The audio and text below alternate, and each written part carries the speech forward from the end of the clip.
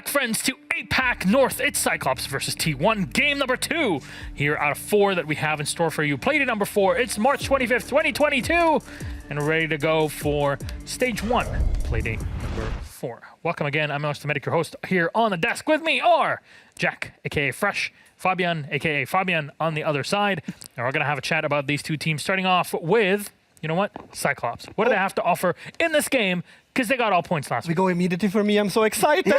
Actually, no. CAG is one of the teams that actually get me excited. I enjoy watching them play. Always have. I mean, probably my favorite player in APAC, Antitu, and it's just wrecking havoc. But I'm happy with how they played last Playday, especially. They had some really good team play, and they seemed to cover up each other's mistakes, which is something that's really good. They also managed to crack the defenses of Reject on Bank quite easily, I'd say. I think you agree with me, Jack. But what they were lacking a little bit was in the periphery, like the long flanks on Bank, that they let some players come around. If they fix that, I think that there's not much that can stop them, honestly. They have really talented individuals. They droned for each other, they followed up, they did vertical on top of the guys getting droned in. So many good things I saw from I think Hybrid said it when he did the post-match interview in Playday 3. He said, the only rounds we really lost was to drones. Yeah. And one particular round where there was a bulletproof camera, just Ian being the drones. Apart from that, they put in a really, really good performance. Their defenses were flawless, I'd say. Oh, we got a player card up on the screen for everybody. Let's show it. Who is it? The special player that Cat kind of used up for this game. Oh, it's it's not Anitun. It's Anderson. Why Anitun? I can't believe the main operator Sledge, honestly. This guy plays absolutely everything, and he just goes so big in rounds. A lot of these rounds, so the KD 33 to 14, a lot of that is actually coming in multi-kill rounds. And I think that's he's just so explosive. He's not just getting 1, he's getting 2, he's getting 3. Do you want to hear the line I've written up in my preparation here? Go on. I've put it down like this. Anitun is everywhere and nowhere. He's Batman. He just pops up when you least expect it. That's Poetry, Fabian. honestly. No, but you expect Batman. They literally have a big light that shines in the middle of Gotham. but the criminals don't expect him, and neither did Reject. Maybe they should. He's doing such a good job, though. Honestly, the individual performance and the impact he has on rounds, astonishing. All right, well, on the other side for T1, Jack, what can they do in this game? Let's look back at their last one. They beat Fnatic. What does that mean? I don't know. It's a platform to build off of of it's kind of the same old T1. A couple of losses. Do we know if they're going to be good or not? They scramble their way to a win, same as in stage 3. And what they did in stage 3 is they exploded. They managed to back that up. They got more wins. So that's what I'm hoping T1. They're building up in confidence. Arakazi is a huge game player. We spoke about Anaton. We could have quite easily had Arakazi up there as well. He got a 1v3 against Fnatic. He's very same. He gets big multi-kill rounds. But also Mephi's come in, new to this roster, 18 years old, and he's looked absolutely solid. You know, he's around a 1 KD. He's playing with a lot of confidence. Yeah. And I think that's where T1 become most dangerous, is now they're starting to build up that confidence. They've got to win on the board. They can start, believing in themselves a little bit more and being dangerous against I think we can put it down pretty simply. T1 can really explode if 11 wakes up a little bit. Yeah. If he starts performing, we're going to see a completely different performance from them. It's not uncommon that we've seen 11 on a split go like 2 and 6. No. He needs to, kind of He's had a rough stage. He's had a rough stage. And he wakes up and it's that 11 and Lems into one player? Oh, that would be the ultimate. The ultimate. Lemsen. No. No. We'll workshop that, though. Yeah. Our map ends for this matchup. Again, 9-map pool down to only 1, really. It's a best of 1 series. What does it all look like? Which map are you going to be on? Come on, don't keep me waiting. You got Cyclops. Chalet being removed at the end means that we go to Border. Our first time seeing Border in so long. I can't believe it. Finally. And T1 are starting off on the attack for this one. Leaves CAG on defense. Okay, very quickly. We have a minute before the game goes. How does Border work, Jack? So Border's new to the map pool. This is the first time we've seen it in however long, probably 2 years. I haven't missed it in a day. You've not missed it in a day. I know a lot of people haven't missed it in a day.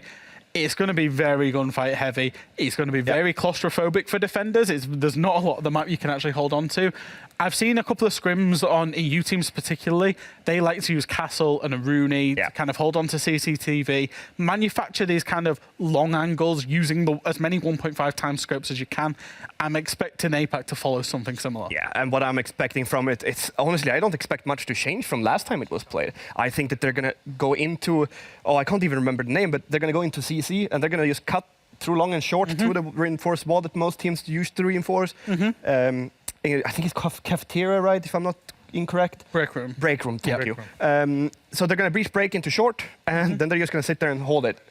Then they're going to take east stairs because now you have to. Yeah, it's always going to be that CCTV, take control of the top, no matter what site it's going to be, and then work your way down. And if they're underneath, you do vertical on top of them. That's as simple as it gets. Vertical play. Will that actually be in use? That's a big question. When new maps come in, it might be taking a while. But it's the first time we get to see border, so a lot for us to explore with Cyclops v T1. Fabian and Jack, thank you very much. We're going to toss it then to our casters. It's Dez and Discount Dez. Enjoy. It's a really weird form of discount Dez you got there. Tim's not here today, so it's just me and this idiot who's now walking over from the analyst desk. It is fresh. We haven't cast together in a long time, mate. No, the last time we did it was very memey, so we'll try and put on a more professional one today. You'd hope so. And for Border's glorious return, what a time to be doing so. Hey, we've got, of course, got Cyclops coming up against T1. Border is back in the pool. T1 start on the attacking side. And if what you find, gentlemen, were just saying on the desk is anything to go by, this should be a good first half for T1. They're on the attacking side. It's where teams do well. Or do you think they'll find too many rounds here? Oh, you can't even talk to me. All right, then. He's just here to look pretty. And, I don't know, imitate Tim as best as you can. The difference is Tim's now grown hair. Joke's on you. He's indeed sorting himself out with the headset, so he will be with us in just a second. But until then, we'll get into our map vetoes. Kicking things off is going to be Cyclops with their attacking ban. And Jack, I'm not going to be surprised if we see things like the Thatcher coming through. Will indeed be the first one. Things like the Mirror might come through as well. You might find yourself with the Valkyrie, with the Kaid. All the things that we are more than used to seeing at this level of play. Exactly so. Welcome, mate. Here, thank you. Just having a little bit of headset difficulty. No surprise seeing an OSA ban coming out. We saw how effectively Anderson in particular is able to use that shield operator last week. So get rid of it, get it gone. OSA also, as I've seen in the scrims a couple of times, when you play in the armory site, it is so hard to defend a post-plant against the OSA. Absolutely. And OSA, I think, is one that you're looking at and thinking, well, we know that Cyclops play this. We've seen them play Monty. We've seen them play OSA. Basically, if it's a shield, they are going to play it at some time or another. Mirror ban coming out as well against CAG. They ran it 100% last week. They ran it 100% last week when it was available. You know what? I need to do this because it's going to really tilt me. Production, we can hear Fabian. Please stop me from having to listen to him any further. Please turn him off before I go crazy. Was trying to make a point with Fabian going on in the background. But yeah, so when Mirror was available on Bank last week, CAG ran it 100%. It's the same again on Border, is that CAG probably would have ran it, particularly facing kind of the armory wall in the kind of office outside of there. So just get rid of it, get it gone, and just remove two of CAG's best operators. I'm liking that ban phase coming out of T1. Yeah, I like it in terms of the Mozzie as well. Something a bit spicy coming from Cyclops. Never one you're going to say no to. Wouldn't say boo to a goose, wouldn't say no to the ban. As we start in the most, I don't want to say the most well-known site in the game, but for the OGs, this is one of those sites that you look at and just go, classic Siege. You look at it at the pro level, you go, please never let me play that again. Fabian very much shares my sentiment towards this map overall, but I think, like you were saying, you're relatively excited to see what teams are doing. You watched a few scrims of it as well. What are you expecting in this first round? I mean, as I said, I was expecting teams... So the fight really is going to be for CCTV. Yes. That's why you're seeing these long angles come out along the long hallway, along the break room. It's so that teams can pop the heads out of where the triple wall is in office, as you see a shield playing there. It means they can rotate to E-stairs. It means they can play the long hallway and really have multiple angles to contest into break room and around CCTV. And I think for defenders on this map, you really got to get oppressive. You really got to try and deny the points of entry. Otherwise, you will very likely lose the round. Oh, no. Well, it won't be a re-entry back into Tier 1 play without something like that going on, huh? We'll see how we go through the round, though, and see how things play out. For 11, it's going to be the solo operator here out towards the east side of the map and looking to deny the one who's sat here inside of the office hallway. They've got this reverse shield set up as well and just making sure no nades can come singing through all too easy.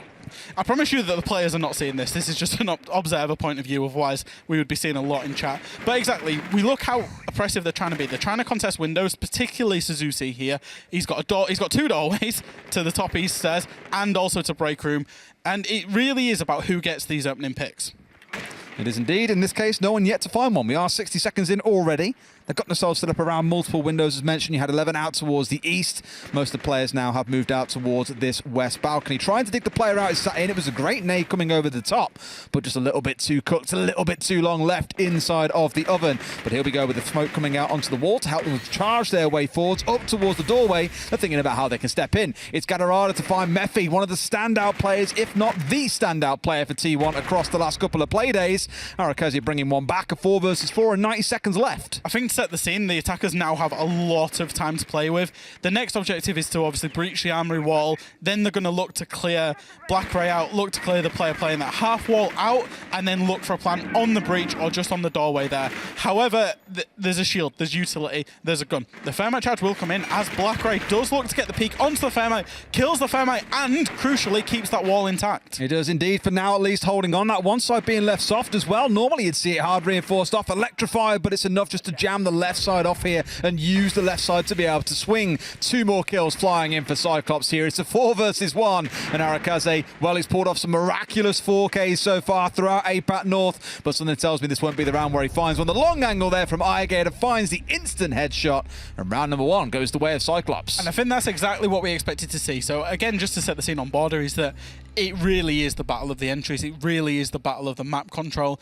If you're getting the entry as the defenders and you're managing to hold on for large parts of the map, you know, the top east shield there, for example, completely just not touched whatsoever. Office was held onto. Even CCTV and break room until about a minute to go was held onto. Is so hard for the attackers to move. Conversely, had the attackers picked that apart, it would have been so hard to defend. Cyclops just being really slippery there as well, because even when they were trying to chuck nades at them, they were already like, yeah, we're out of dodge, we're back into 90 hallway. There's no one trying to come from the east side because we had the Wamai holding that down. It was just very good cover to make sure all the players could get back to site safely, and you saw how that paid dividends for them in the end of things as well. For round number 2, we go down to Bathroom and Tellus, and not Vent's Workshop that you might be used to seeing. This one, as a site itself, I would say has changed quite a bit, of course. You no longer have the outside area outside the double reinforced wall. Bathroom now extends entirely out towards the east.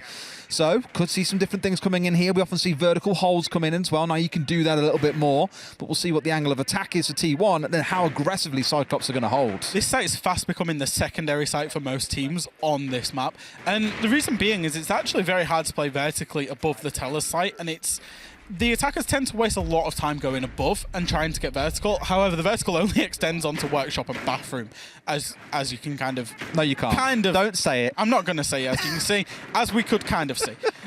So, for once again, the defenders, a big mistake defenders make here is not spending too much time upstairs. If you give away the vertical, there's very few places that you can play because of the existence of this new balcony just inside of where 11 is.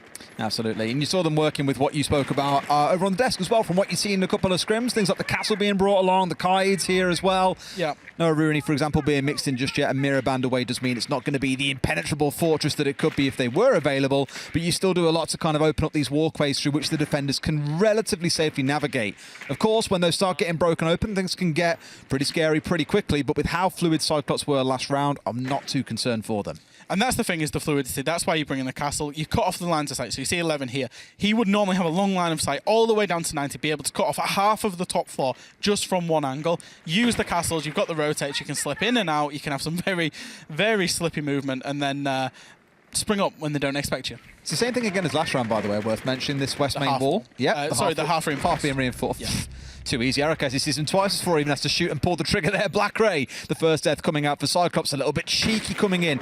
Considering you're on this extended hold here and you're essentially looking at a defense on the downstairs out to the east and you're on the upstairs to the west, you could not be further away from sight, and Arakazi is just charging through these members out on the roam. Cyclops getting themselves bitten, biting off a little bit more they can chew is the best way I can summarise it, but now they've really got to show what they're made of in a 3 versus 5. It's the way the map plays out. It's one of them where you're somewhat happy to be in a 3v5 if you've played enough time. I don't think Cyclops quite played enough time then and valued their lives, but it forces the vertical to start coming out at about a minute, which means you can just play the power positions mainly inside of Tellers and also the back of Bathroom and try and find picks. It's just one of them rounds. I was about to call you Tim. I was going to say it's one of those rounds fresh where Arakaze is just going to walk through the enemy team. Already found himself a 3. No doubt looking for number 4 and number 5 to complete the ace, but it is a team game. You don't want to be too greedy. As long as you find the win, who really cares how it comes through? With about 45 seconds left, though, he is getting to work on this top floor, trying to find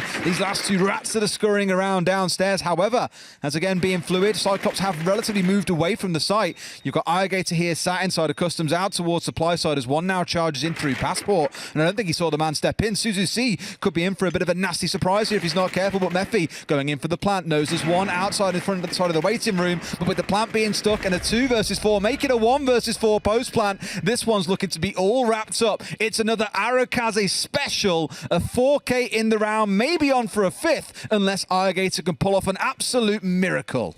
The retake on this site is almost impossible. You see a player on the upside down rappel, a player playing from site, and presumably a couple of players playing vertically, which means Irrigator, to be honest, it might be easy for him to just take a little time out, have a think with his team about how the next round's going to go, if they're going to go back to this site, what adaptations they're going to make, or if they're going to go to a new site. And he's just waiting for the one man to step forward, but I think, as you said, Irrigator knows this round is done. There's not much need. Tries to swing onto the man, but it's Crazy Boy to find the kill and close things out for T1. So 1-1. We saw the primary site in the armory site upstairs being won out by the side we all expected in Cyclops. On the second side of things, well, it's changed around ever so slightly here, and a 1-for-1 comes in. We will have a quick rehost here to see if we can address those small graphical, well, that's a lie, those big graphical issues that we're having here, and then get back into it with round 3. Yeah, it was. That was an experience. I'm gonna annoy Milos. It was certainly interesting to try and cast that, but you know, it was curious. Curious it is was the new word of choice. Curious is the new interesting. Curious is what you tend to say that when you are genuinely curious. Like, I'm really curious to see how they approach this, right? So, what other words can we use for interesting? Bring out all that knowledge you've got in your noggin. It's not just full of C's. There's some English language in there as well. You might believe, but I've just had a complete mind blank. I can't think of another word for interesting whatsoever. How about you? Interesting. That was interesting. That was tantalizing. Tantalizing? Yeah. That sounds exciting, though. It does a bit. Yeah, but that's that interesting is meant to be. If something is interesting, you can probably assume it is exciting in some way, at least to you as a person. It might be super boring to the guy stood next to you, but yourself could find it exciting. Yeah. Exciting. Fascinating. Fascinating from Easy. Yeah. Doesn't even speak English as his primary language, and here he is teaching the Brits how to speak English. I tell you what, he's got a dictionary up, that's why. That's exactly what he said. While the hosts are going, he's just on Google. Alternate words for interesting. There we go. Absolutely love it. But from what we've seen in the start there's not tons to go on, right? That second round coming out for T1 looked cool. They won it great. It's going to be a more competitive game than the last one. But it did come down to Arakaze doing what Arakaze does best, which is having these big pop-off rounds. Because as a player, he'll step up and get those 4Ks, but in the rounds between those big multi-kills, you don't always see him. Yeah, last week was better. I think the Playday on Wednesday was better, but it still came down to a couple of big rounds from him from really to make his impact felt and to get on the leaderboard. We've got a few of these clutch players across APAC North. You know, Aniton is, as much as we praise Aniton, he's often the same, is that he's coming in with these big multi-kills, or he's not at all. And I think, you know, for Arakaze, that's what it needs to be. Even in these quiet rounds, he still needs to be doing something for his team, even if it's as simple as getting traded, because he has quite a low cost compared to a lot of the other quote-unquote fraggers in the league. Yeah, absolutely. I mean, for Aniton, he's my MK14 shield-wearing hero. Oh, God. He just absolutely loves it, mate. Decay, whenever he can play it, he'll charge in. Couple of shots, pew, pew, pew, pew. Down they go. It's beautiful. You really love that gun. Mate, Church of MK14 1.5 times. I swear it was you or Demo went off at me about using the 1.5 times on it. And said, no, hollow. I was like, no.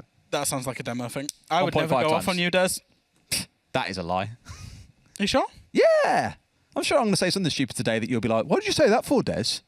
Oh, most probably. Most definitely. Most Not even definitely, probably. It's yeah. a guarantee at this point. As said, we'll move back into game in just a moment, though the rehost no doubt coming to an end very shortly. And we'll get back underway with Border to see what else is waiting for us. Do you think we see a repeat of going back into bathroom tellers, or do we step across to vents or even custom supply? What are you thinking? It's so difficult because Border is just so difficult in terms of the attack is always going to be what T1 did in terms of taking armory, taking CCTV, working across.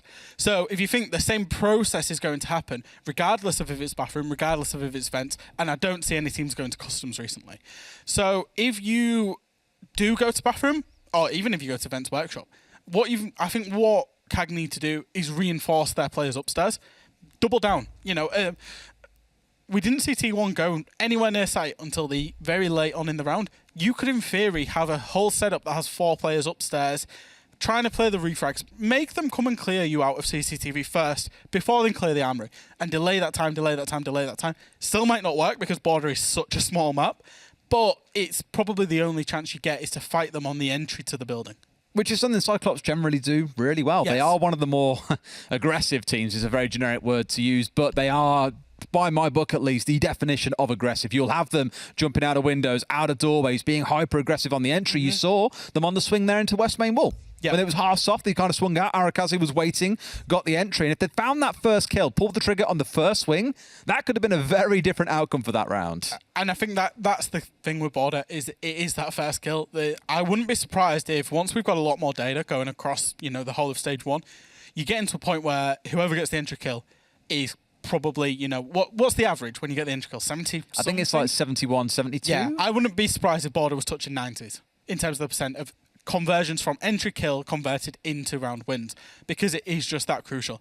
If the defense gets that entry kill on Arakaze, the attack's got to replace it. They can double down. It is all about that entry, and it's so simple. It's kind of beautiful because Border has the same thing as what Coastline had. It's very gun skill orientated. It's all about the gunfights.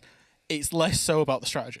I know she's banned away here, but what do you think about Osa's potential impact on this map? Because there are a number of longer angles that you could sit and hold as the Osa.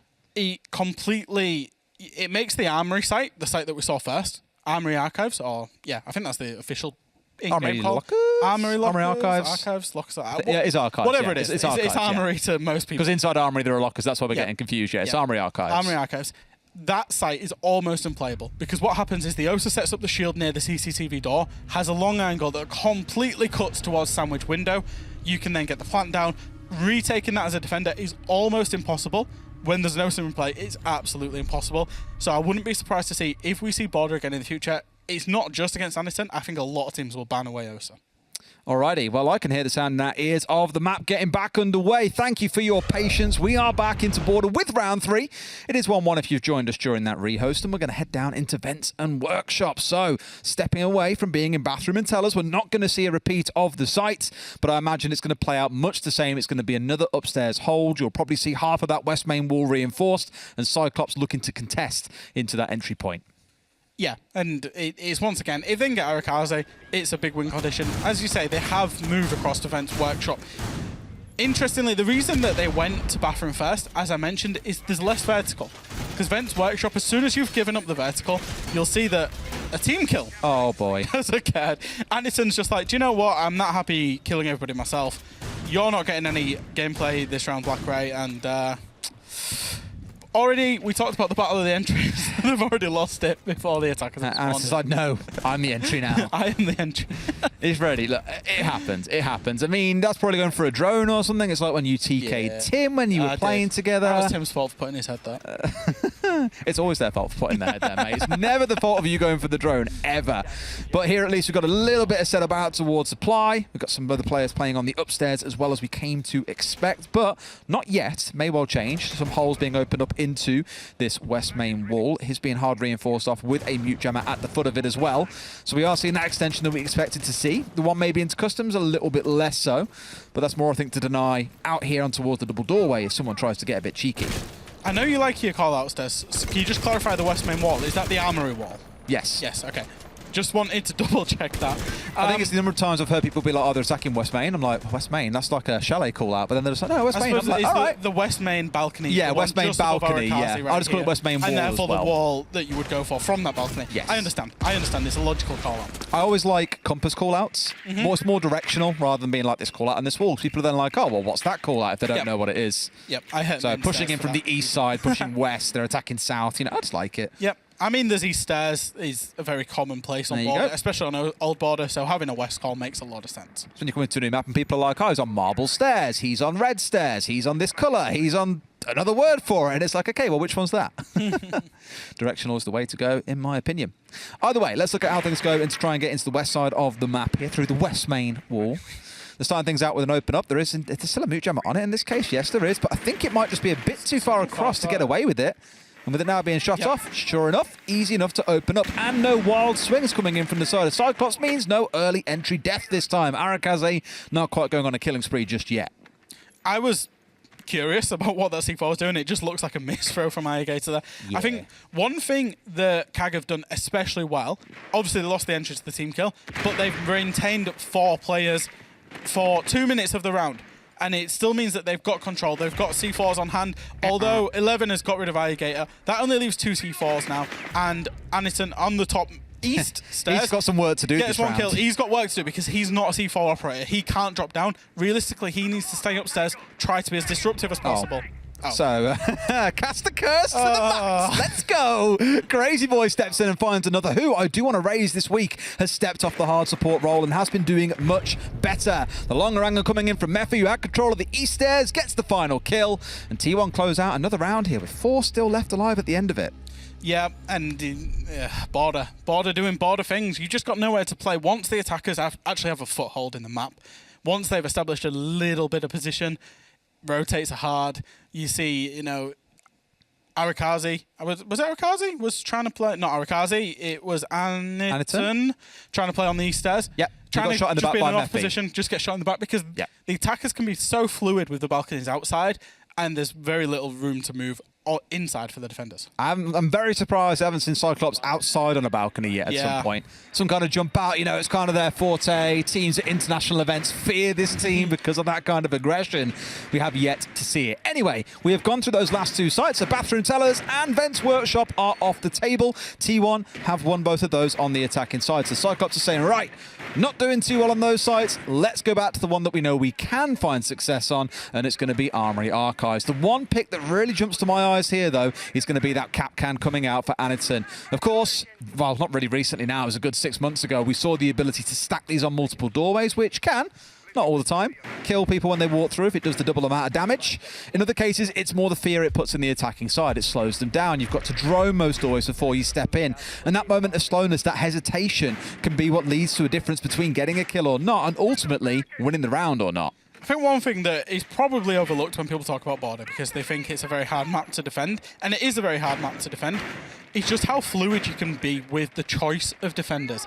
You see previously on the Alibi, this time on the Cap Can, you can really choose what you want in terms of what's working for you, what you feel comfortable on, because it is all about those gunfights. You can bring the utility is almost secondary in this case, when on a lot of defensive setups, the utility is the primary thing that you think about.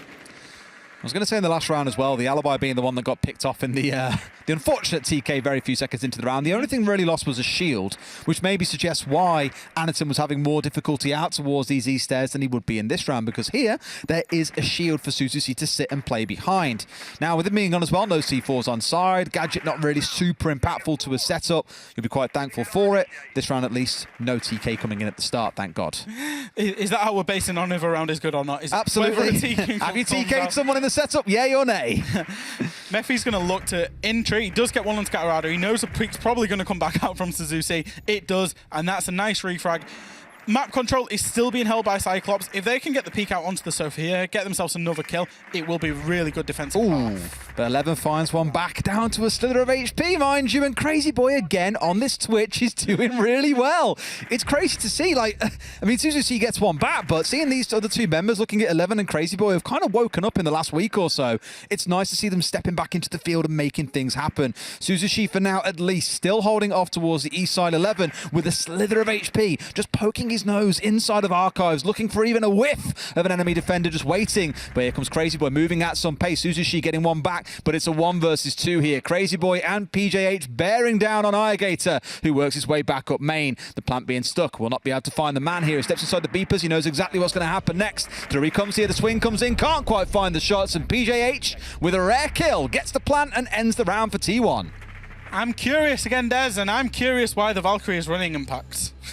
Because there was pings coming out, you would expect to see fall from below. No, there's still impacts in the pocket, especially with Wamai. I think Wamai actually had the proximity alarms, the wee-woo gadgets, as I call them. The wee-woos. The wee-woos.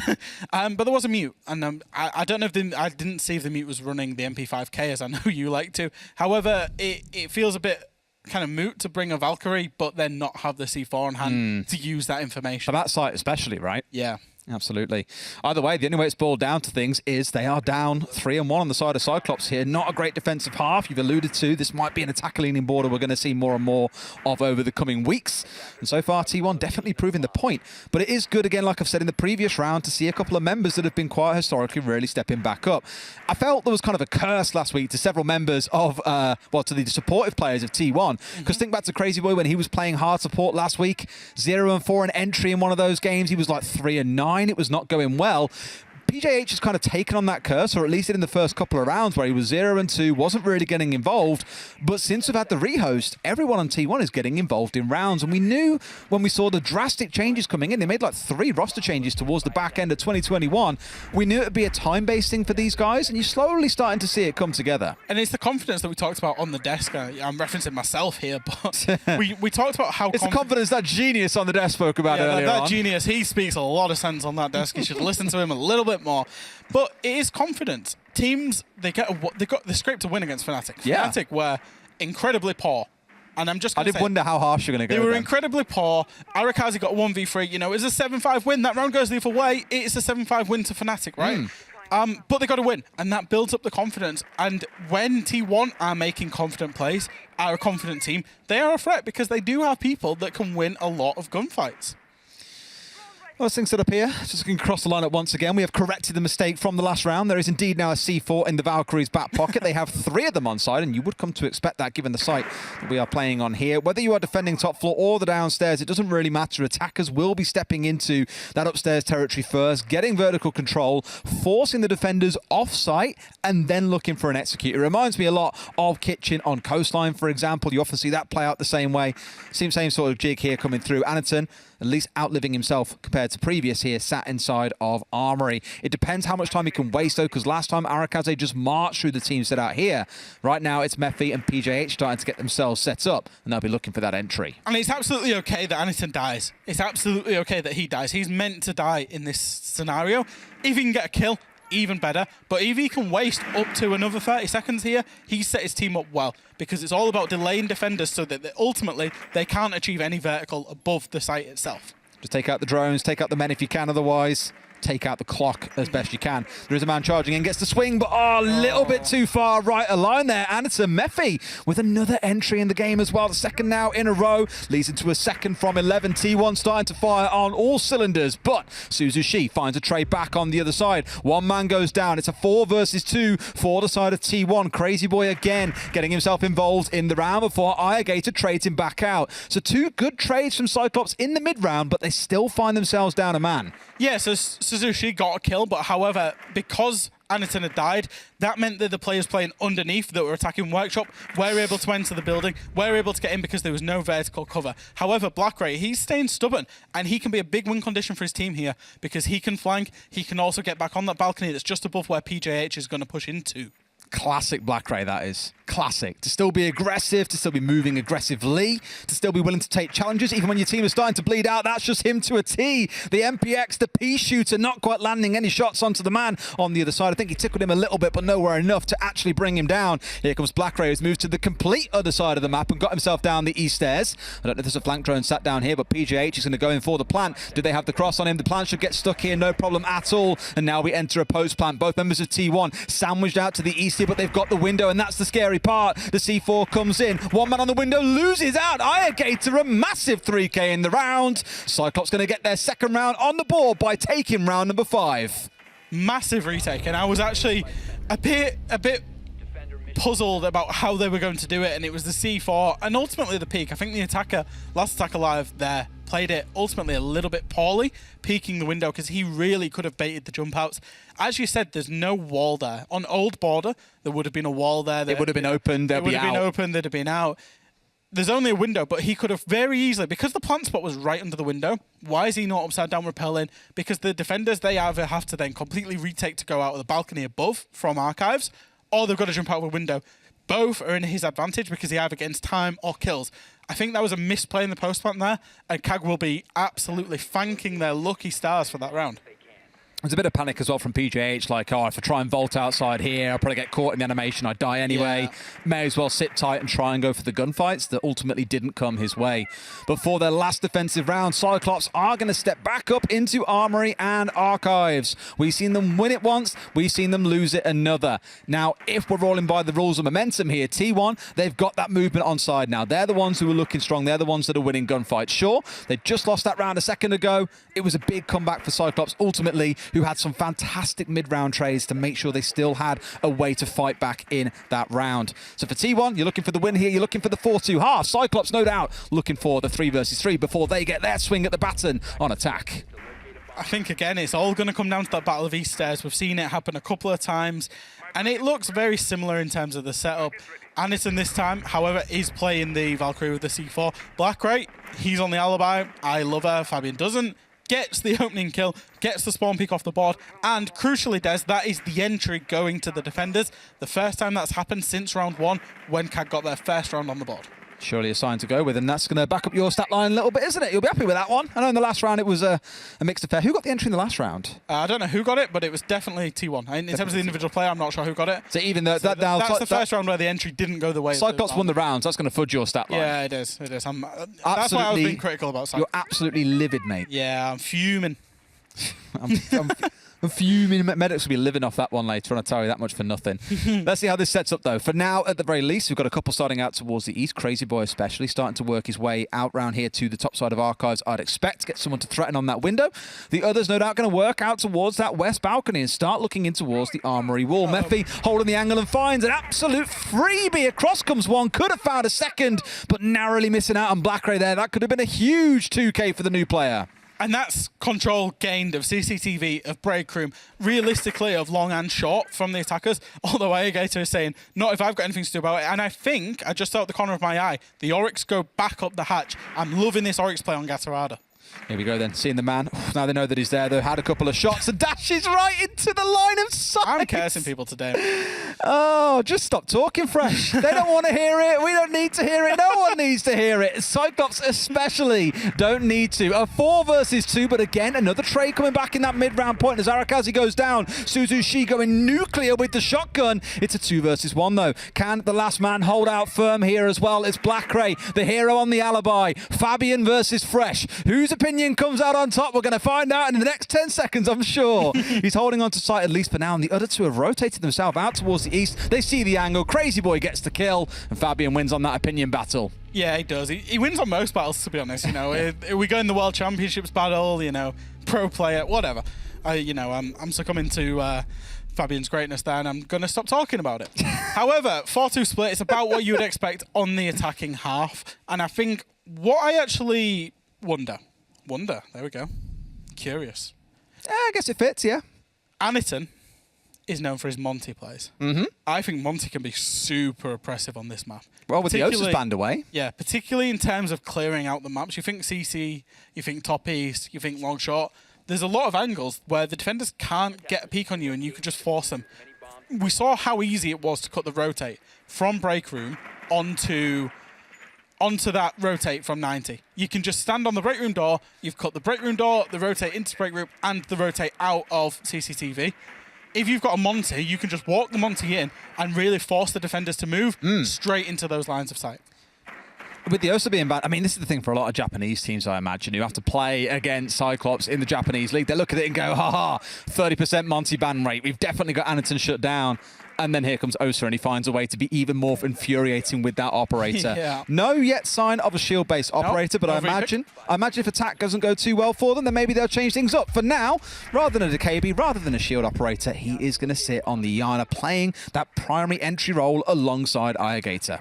And I think once again we're seeing the value of 1.5 times scopes. Arakazi there on the Oryx. Mephi on the alibi. I'm assuming Crazy Boy's going to be rocking one. And if 11, I'm assuming 11's got one. That's 4 1.5 Church times. of MK14 1.5 well, it's times. the Church of the 1.5s, right? That's it. It's not just the MK14. And that's what you want because you need to challenge a lot of long angles on border as defenders. Yeah, the MK14 1.5x is like a cult inside the Church of the 1.5x. I'm still not recruited. No, we'll get you in there one day, mate. Myself. You don't have a choice. You'll be in there one day. Trust me. Okay. Yeah. For now, Demos retains you over on the other side, and he's Church of Hollow. I don't want to think about that. Church of Hollow, mate. He's got you. Talk to me. I don't know what to say about that. Anyway, I'm going to talk about the game because that is my job. That's what I mean. We've got a CCTV code coming out with shields and alibi prisoners. If Mephi knows a lot of the angles on this spot, and it seems he does, you see that very long angle all the way to East stairs. You see a shield and another long angle all the way to East stairs. Clearly, T1 do not want Cyclops attacking from East stairs. We spoke about it earlier on with the Osa and the ability it gives you to challenge these long angles. If the defenders have got shields and you haven't, you're going to have a torrid time trying to push down things like the long hallway down towards 90. It's just not going to be a free and easy game for you. Arakaze, the first to fall. The Oryx gone, the multi-kill hero who has been quiet since the rehost. We did say this. 4 rounds, not really any impact at all to be noticed outside of 1 kill. Suzushi finding a second onto Mephi, who's had a pretty good entry game overall so far. So 2 key players on the side of T1 have been taken down. It all now falls to PJH, Crazy Boy, and 11 to keep this round alive for T1. Really liking this from Cyclops. They're saying, if you want to play the long angles, that's fine. We're just going to take the space you're not controlling, i.e. the bottom floor of the map. Use our buck and just kill you from underneath. We don't even need to go into East stairs to try and contest that gunfight that's just not in our favour. We'll put that gunfight, we'll take it in our favour, and we'll use the buck to do so. Absolutely. Here at least still looking to challenge across this top floor. Much as Cyclops have now relocated themselves upstairs and are looking to push laterally. A bunch moving out towards the office as the members of T1 just dig in deep here. All 3 of them locked inside of sight and waiting to discover where this push is going to come from. As mentioned, it looks like office is going to be that play. Maybe even in towards archives if they carry on at this sort of pace rather than trying to just get themselves inside of office. But maybe it's a case of holding down the door for them. Crazy Boy knowing they aren't too far away. Will he go for a swing? Looks for the man on the near side, but no one to be found as he has already stepped down the stairs. Sees him come up, but Black Ray's just better. Crazy Boy falling by the wayside. A 5 versus 2. Anderton taken down as he's getting chipped through the wall. Hits the deck, but then hits the deck for good not long after. 11 finding the kill. Now into a 2 versus 4 and 15 seconds to play. But CAG have flooded the site at this point. PJH left all alone. They know where he is. They get the swing. Cyclops win it out with 4 left alive. A very dominant start to their attacking half. And I think that's the big problem. Now CAG have 2 defences. It seems very, very odd to say. You've got 2 defences. That's a platform to build on going into the second half. It's now only 4-3, and it doesn't look like CAG are going to lose an attack anytime soon. So I start worrying for T1 that they didn't actually get a 5-1 attack split. I'll give it a couple of rounds. We saw it back in the first half where Cyclops won the first round of defense, and okay, they're looking good. And then T1 swung it back 3 rounds in a row. They've got to go to the offsite, true. They do. I mean, if we're following trends, we saw Bathroom Tellers in round 2. It was won by T1 on the attacking side, yep, so maybe we see a total switch over here and things do start to mix up.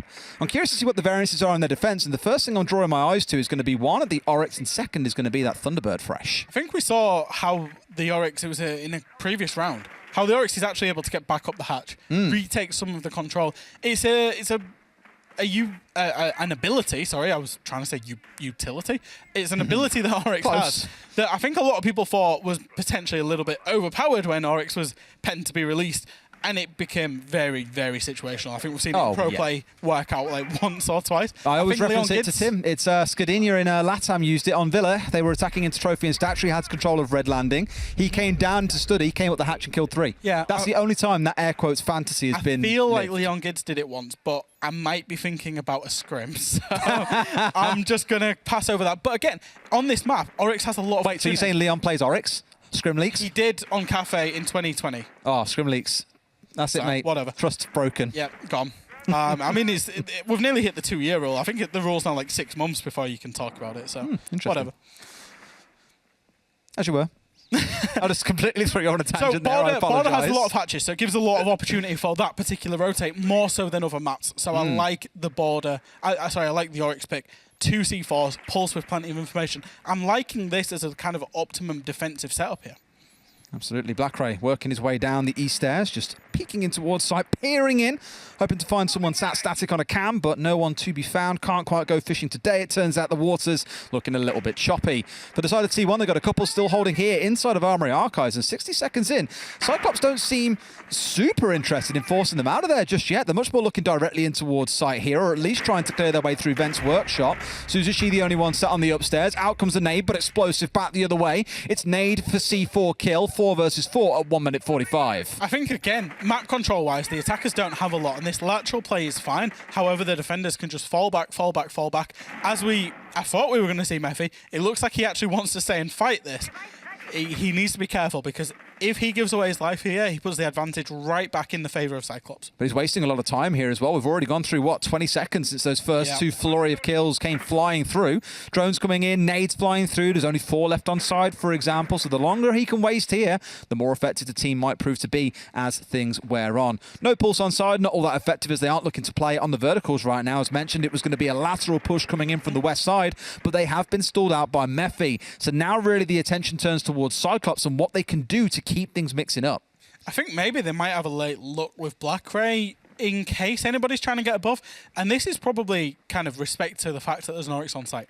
They're kind of worrying that an Oryx might come back up CCTV hatch, back up, you know, any of the hatches in Workshop, and then try and flank them. Because you can particularly, obviously you can get the vet back onto Customs from CCTV. I think this is a really good read by T1 as well, who've turned their focus somewhat out towards this east side, acknowledging, okay, the push has stopped coming in from the west side. Now they must be moving and rotating members around. And they would be right. There are a couple of T1 members starting to stack, sorry, T1, Cyclops members starting to stack up on the east side. The plant coming in now from Galarada as they smoked it out, but Arakaze has got that long angle. The setup, the adaptation was perfect. 2 kills fly through. Now Anderson looking for something here, pushing in through waiting room. Sees the one man, great headshot coming in, almost gets the second, but Mephi is just better. And no doubt the MVP of this round, wasting so much time, getting one of the closing kills. It's going to be another round going the way of T1 as they move up to 5 and 3. And let's talk about the map control there. It's beautiful. The attack took control of, what, stock? East stairs? They got custom open and got inside and in jail, and that was about it. Jail, yeah. So jail, stock, east stairs. Really not much else. So trying to force a plant when the defenders still control ventilation, they still control workshop, they still control most of the top floor, they still control bathroom, and then by extension they still control tellers, they control the blue hallway just outside tellers. There is not one single safe spot to plant in when the defenders have that much map control. I think that was a misplay on the attack from Cyclops by not going upstairs, not clearing them out, because you can clear every single one of those power positions that the defenders sat in with verticality. What was really weird was we had the buck of, who was it? Anderson was playing on the buck, I think, was sat on the upstairs. No, it wasn't because of a rehost, of course. No, sorry, it was Suzu Shi playing on the buck. He had upstairs control and he did open a couple of holes inside of security, but kind of, air quotes, did his job and then moved on. And when Mephi was holding up 3 players inside of custom and supply, they didn't rotate anyone back upstairs to play on those holes and try and shut the man down. And also, they didn't just... So, when you've got a problem, Mephi was a problem, and it's all down to problem solving. When you've got a problem like that, you can buck him out. Yeah, you can deal with him with a nade, you can flash him, you can take a gunfight. Siege is an FPS game. Ultimately, if you need to, walk 2 people in there, trade him out with kills, you take the map control, you can actually play to have a plant. Because if you control customs, you can control the blue area, and then it does open up a couple of safe planting spots. Speaking of, it's a very interesting change for you. Anderson, who's been playing on that Iana, playing the entry for the team, has now moved way round to the backside of the team and is playing on the Habana. This one being brought in when they realised that they were attacking in towards custom and supply, likely because they want that hatch up on the top floor. They want to get themselves a few of the things opened up at range as well. Just gives them more options and a considerably less risk than having your thermite having to get up there and do it up close. The Habana brings a lot of flexibility as well, because if you think about the wall to jail's just being opened up here, but that's also, so easy. Also the wall on the east side of the site, you can open up from range with Habana and then have 2 long angles that completely cut the site, as well as any hatches that are potentially reinforced. Now, the hatches, I believe I just saw the hatch be soft there above site, so it looks like potentially T1 are going to use the hatches to rotate back down. However, the Habana can do it all, and I think that's a really nice attacker repick. Black Ray here still working his way down towards east side as he did in the previous round. Has got himself inside of tellers and is looking to push in here from the side. Again, if he finds a cheeky angle, it could be absolutely phenomenal. There is no castle on side, so it could be a bit of a stinger. As you say, no one sat on cams means he is pretty free here to keep on pushing, doesn't want to shoot it out. But now they know, now someone's jumped on cams and they see exactly where the man is. No doubt a little bit of sweat breaking out there and a couple of T1 members who didn't realise the man was so close. It's always a thing is when you jump on the cam, you see somebody right outside, it's like, oh my God, boys, they're there. Anyway, as it is, Irrigator goes down, finds the entry def, and that's all. It's another good sign to T1, who again, Arakazi has peaked one, but then died out to Suzy C. He's done his job. And that's absolutely advantage in the hands of T1 so far. What I will commend somewhat to Cyclops is they have been really good at these trades in the mid-round. You look back at the last game, for example, when we saw Reject playing, no trades to be seen anywhere. So for Cyclops, you are seeing that kind of team maturity element in place. But unfortunately, they are losing out on members in the early round, or that odd kill there that came from Fountain a second ago. They've got 2 playing together to play for the trade, but no one is then there to trade the second man. So now Anaton has got to go in, pushing in completely fresh, being sprayed out through the soft wall here on 90, and then walk straight into Mephi. 4 left alive for T1. This is looking to be 6-3 in a second. And at that point, Fresh, you're thinking T1, against all odds, may end up taking the match against Cyclops. And I believe there was just one caster, Des. Just one caster in the old caster predictions that might have gone for T1. Was it you? No, it was you, wasn't it? I think I changed. Oh, no. I did. No. I thought about it and I was like, okay, we're starting to see improvement, but I feel like it needs another couple of play days and maybe for things to settle into a weekly rhythm rather than having 2 play days. And Cyclops looked fantastic the other day. That was the big swinger for me. He did. Cyclops looked genuinely heads and shoulders above their opponents. But was that just because they were playing Reject? That was the other thing about it. And I want to just quickly, while we go into tactical timeout, talk about Reject, because we've got 30 seconds. Yeah. I think there's been some excuses made about Reject in terms of the way, look at the very first attack round they did on Skyscraper.